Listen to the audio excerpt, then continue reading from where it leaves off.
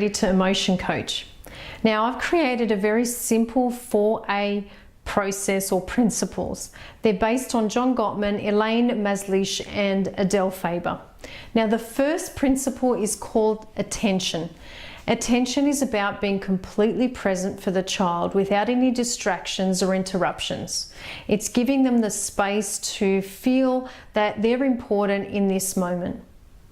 You can say things like, "Oh, I see, to give them that attention and connection. The second principle is about accepting all emotions, making all emotions normal, valid, and allowed.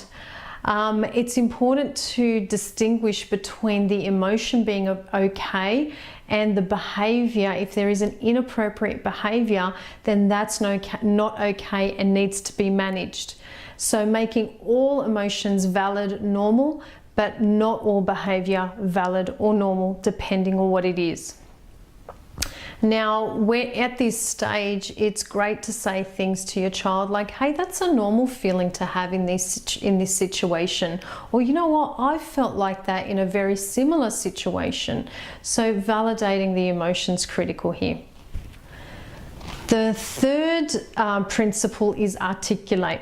Articulate is about describing the emotion. How are they feeling?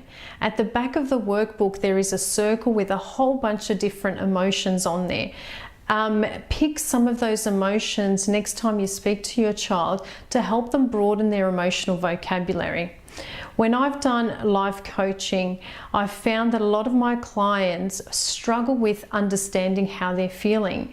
And in the coaching, they actually find relief or relax when they've figured it out. So this is about giving the child the skill and the knowledge to process their own emotion by understanding it first and foremost. Now, the fourth principle is ACT. ACT is about allowing your child to problem solve their own issue. As parents, we often don't want to see our child struggle. We don't want them hurt. We want to help fix things. And when you're emotion coaching, you take 2 steps back and let them struggle with it a little bit, because in them doing that, that's building up the capacity and the confidence that they can do it themselves. Now, if your child does get stuck, what I often do is I share with them a story of a similar experience.